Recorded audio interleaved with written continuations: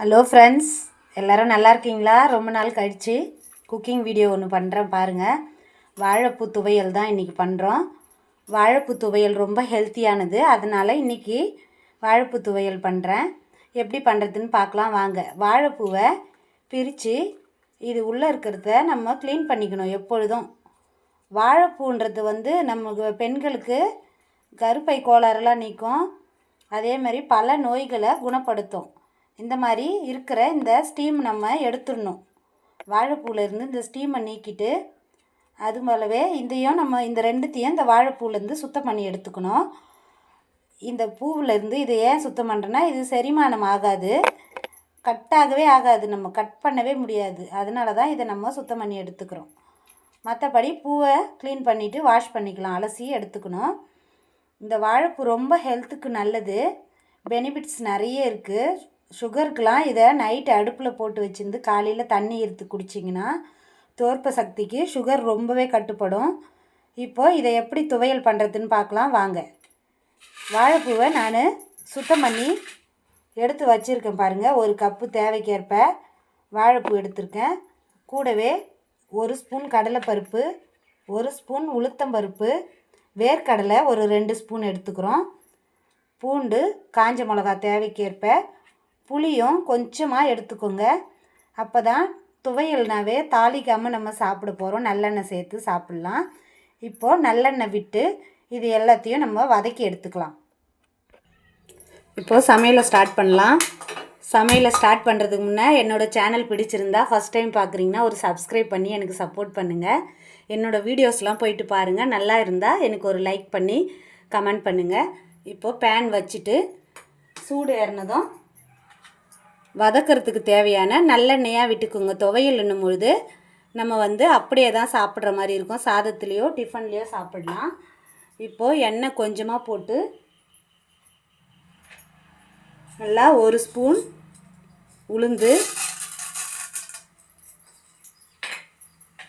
அதே மாதிரி 1 ஸ்பூன் கடலைப்பருப்பு, உளுத்தம்பருப்பு சேர்த்தாச்சு.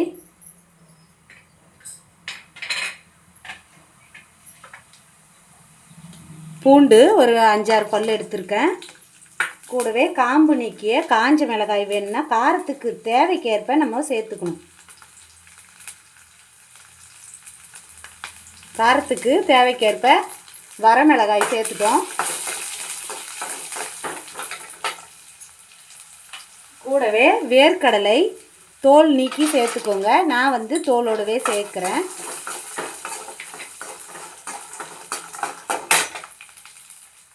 எல்லாம் வதங்கினதும் இந்த சுத்தம் பண்ணி வச்ச வாழைப்பூவை நான் க்ளீன் பண்ணி வச்சுட்டேன். வாழைப்பூ எடுக்கும் பொழுதே நீங்கள் ஒரு பூவை கிள்ளி டேஸ்ட் பண்ணி பார்த்தீங்கன்னா கசப்பாக இருக்கும். அந்த பூ சமைச்சாலுமே கசப்பு போகாது. அதனால் டேஸ்ட் பண்ணி பார்த்துட்டு அந்த பூவை நீங்கள் ஓரம் கட்டிடுங்க.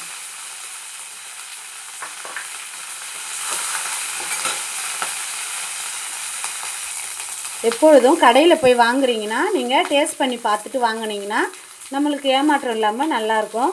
ஏன்னா கசப்பாக இருந்ததுன்னா என்ன தான் சமைச்சாலுமே அது கசப்பாக தான் இருக்கும். அதனால் சொல்கிறேன். இது நம்ம வீட்டு தோட்டத்திலே இருந்த பூன்றதுனால மரம் பழமரம், பழக்காய்கள் காய்க்கிற மரம், வாழைப்பழ மரம். அதனால் பூ நல்லாயிருக்கும் அப்படின்னு நான் எடுத்துக்கிட்டேன். கற்பூர வாழை மரத்தோட பூ. தேவைக்கேற்ப உப்பு சேர்த்துருங்க துவையலுக்கு.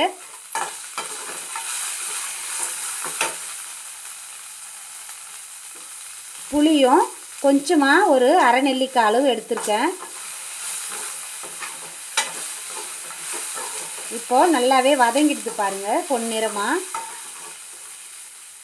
இதை ஒரு 2 நிமிஷம் நல்லா ஆற விட்டுட்டு மிக்சியில் நம்ம அரைச்சி எடுத்தோம்னா வாழைப்பூ துவையல் ரெடி ஆகிடும் சாப்பிட்றதுக்கு. இப்போ நல்லா வறுபட்டுடுது, வதங்கிடுது. அப்படியே ஒரு 5 நிமிஷம் ஆற விட்டுடலாம் அரைக்கிறதுக்காக. ஆறினதும் ஜாரில் மாற்றி இல்லை அம்மிலேயோ நல்லா துவையலுக்கு தேவைக்கேற்ப அரைச்சிக்கலாம். இப்போ அரைக்கிறதுக்கு மிக்சி ஜாரில் மாற்றிருக்கேன். அரைச்சிட்டா துவையல் ரெடி ஆகிடும். வாழைப்பூ துவையல் நான் மிக்சி ஜாரில் அரைச்சிருக்கேன். நீங்கள் அம்மிக்கல் இருந்தால் அரைச்சிங்கன்னா இன்னும் டேஸ்ட்டு சூப்பராக இருக்கும். வேர்க்கடலை வேணும்னா சேர்த்துக்கோங்க, இல்லைன்னா விட்டுடுங்க. தேங்காய் சீல் கூட சேர்த்துக்கலாம். ஒரு ரெண்டு சீல் தேங்காய் சேர்த்திங்கன்னா டேஸ்ட்டு நல்லாயிருக்கும். டெய்லி ஒரு உருண்டை இந்த வாழைப்பூ சாப்பிட்டிங்கன்னா, அவ்வளோ துவையல் சாப்பிட்டிங்கன்னா ரொம்ப நல்லது உடம்புக்கு. பல நோய்களுக்கு ஒரே தீர்வு காணும் இந்த வாழைப்பூ துவையல் நீங்களும் தயார் பண்ணி குழந்தைங்களுக்கு கொடுங்க, நீங்களும் சாப்பிடுங்க. இந்த மாதிரி வாழைப்பூ துவையல் நீங்களும் பண்ணுவீங்க. இந்த வீடியோவை பார்த்துட்டு செய்யுங்க, செஞ்சு சாப்பிடுங்க, குழந்தைங்களுக்கு கொடுங்க, ஹெல்த்தியாக இருங்க. தேங்க்யூ ஃபார் வாட்சிங் my video. Bye bye friends.